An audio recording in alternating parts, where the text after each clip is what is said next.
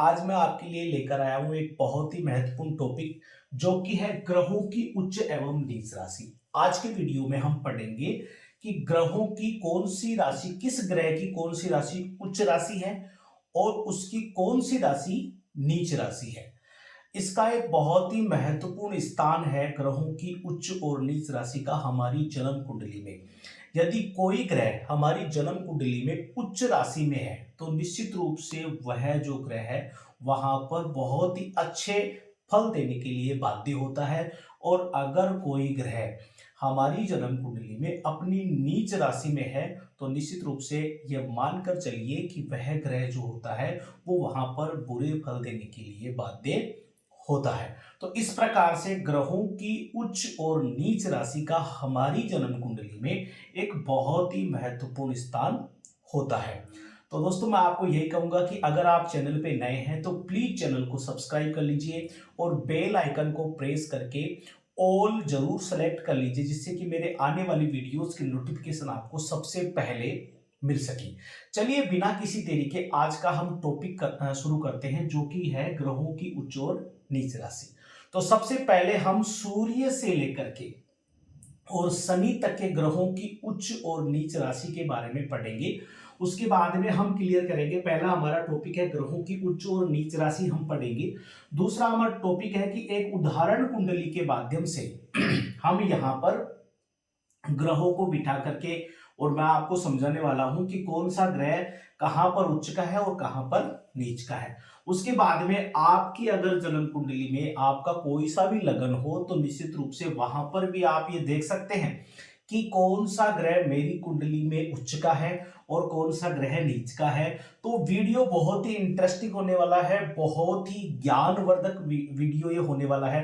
तो मैं आपको यही कहूंगा कि अगर आपने वीडियो देखना शुरू कर दिया है तो वीडियो को अंत तक जरूर देखें, जिससे कि आपको कंप्लीट नॉलेज हो सके। और फिर से कहूंगा कि अगर चैनल को सब्सक्राइब नहीं किया ना तो जल्दी से चैनल को सब्सक्राइब कर लीजिए, क्योंकि इस चैनल पर आपको जन्म कुंडली से आधारित बहुत ही महत्वपूर्ण और इंटरेस्टिंग वीडियो और मैं कहूंगा यहां से कि प्रमाणिक वीडियो यहां पर मिलने वाले हैं। तो चलिए बिना किसी देरी के हम शुरू करते हैं ग्रहों की उच्च और नीच राशि।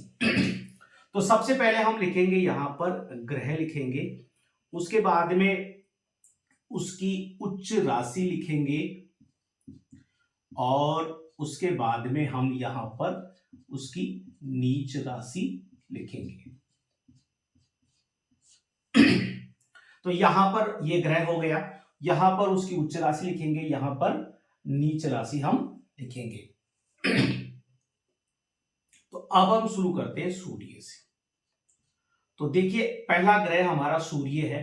तो सूर्य की जो उच्च राशि होती है ना वो होती है मेष और उसकी जो नीच राशि होती है वो होती है तुला।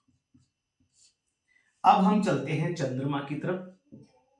तो चंद्र की जो उच्च राशि होती है वो होती है वृष राशि और उसकी नीच राशि होती है वृश्चिक राशि।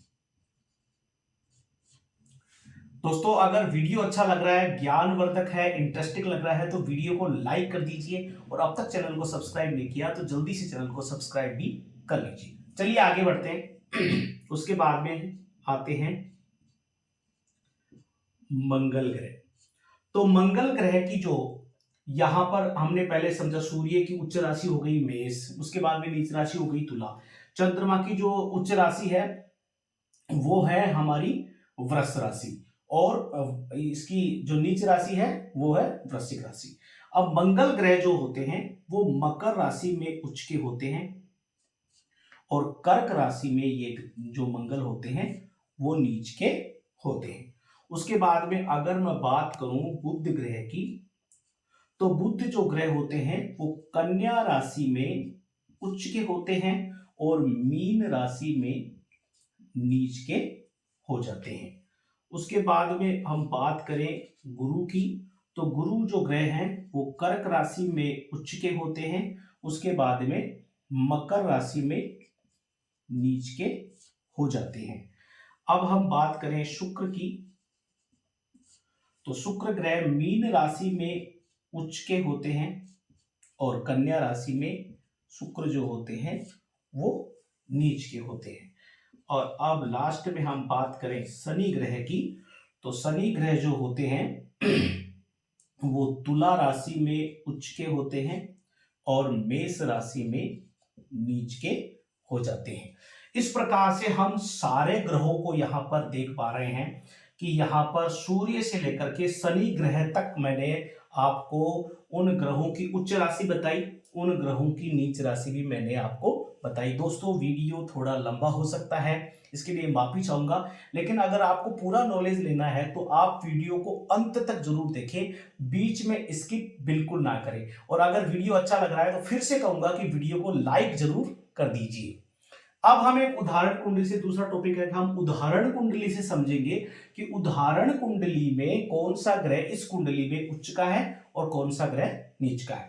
तो अब देखिए यहां पर हम सूर्य को देखते हैं, तो सूर्य यहां पर अगर इस कुंडली में ये एक लग्न है, तो ये कौन से लग्न की कुंडली है? मेष लग्न की कुंडली है। क्योंकि आपने पिछले वीडियोस में भी अगर कहीं पे आप जानते हैं तो ये जो होता है ये हमारा प्रथम हाउस या इसे आप लग्न भी कहते हैं और प्रथम घर भी इसे कहते हैं और प्रथम भाव भी इसे कहते हैं। भाव भी कैसे, कई भाव कह देते हैं, कई इसको घर भी कह देते हैं। तो निश्चित रूप से प्रथम भाव को हम लग्न कहते हैं। तो यहाँ पर एक नंबर है, तो निश्चित रूप से ये मेष लग्न की कुंडली है। अगर मान लीजिए हम सूर्य का उदाहरण लें, तो सूर्य अगर मान लीजिए यहीं पर बैठे, अगर मान लीजिए सूर्य ग्रह इस कुंडली में यहां पर बैठे हैं, तो यहां पर जो सूर्य है वो यहां पर किसके हो जाएंगे? उच्च के हो जाएंगे। और अगर सूर्य इसी कुंडली में यहां पर बैठ जाए, तो यहां पर अगर सूर्य बैठ जाए तो ये नीच के माने जाएंगे। तो इस प्रकार से ये एक उदाहरण कुंडली से मैंने समझाया कि अगर आपकी मेष लग्न की कुंडली है तो इससे आप देख सकते हैं। इसके बाद में मान लीजिए मंगल को ले लेते हैं, एक ग्रह की ओर ले लेते हैं। मंगल अगर मान लीजिए यहां पर बैठ जाए, तो मंगल जो होते हैं मकर राशि में उच्च के होते हैं, तो मंगल यहाँ पे क्या हो गए? उच्च के हो गए। और मंगल यदि यहां पर बैठ जाए, तो मंगल जो कर्क राशि में होते हैं वो नीच के होते, तो यहां पर मंगल हो जाएंगे नीच के। तो इस प्रकार से दो ग्रहों को लेकर मैंने आपको एक उदाहरण कुंडली से समझाया कि उदाहरण कुंडली से यह समझाया कि मान लीजिए सूर्य को हम लिया, उसके बाद में हमने मंगल को लिया, तो हमने इनकी उच्च और नीच राशि देखी। अब आपकी कोई भी, अगर मान लीजिए आपकी कुंडली अगर देखें तो कोई सी भी कुंडली ले लीजिए, मान लीजिए कि मिथुन लग्न की कुंडली है, तो मिथुन लग्न की कुंडली आपकी अगर मिथुन की है या किसी भी लग्न की कुंडली है, तो उसमें अगर आप देखें तो निश्चित रूप से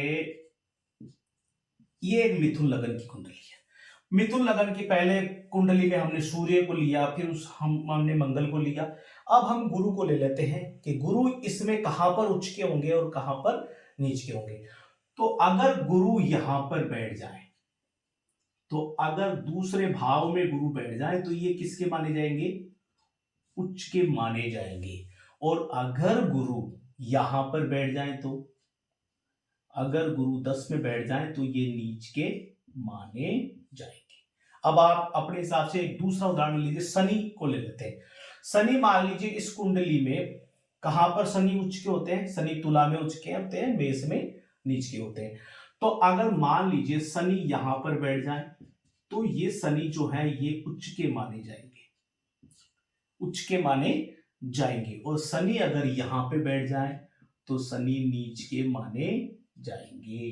तो इस प्रकार से मैंने आपको दो उदाहरण कुंडली, मान लीजिए आपकी ये मिथुन लग्न की कुंडली है, तो दो कुंडलियों के माध्यम से मैंने आपको ग्रहों की उच्च राशि नीच राशि को अच्छी तरह समझाया। मैंने सारे ग्रहों की उच्च राशि नीच राशि सारी लिखकर भी बताई, आप इससे नोट्स भी बना सकते हैं। उदाहरण कुंडली के माध्यम से भी मैंने आपको बताया कि कौन सा ग्रह इस कुंडली में उच्च का है, कौन सा ग्रह नीच का है। तो निश्चित रूप से आज का जो टॉपिक है ना, मेरे हिसाब से आपको बहुत अच्छी तरह समझ में आया होगा। मुझे आप कमेंट करके जरूर बताएं और जाते जाते वीडियो को लाइक कर दीजिए, ज्यादा से ज्यादा लोगों को इस वीडियो को शेयर जरूर कीजिएगा। मिलता हूं मैं अपने ही जल्दी ही अपने अगले वीडियो में, तब तक के लिए धन्यवाद।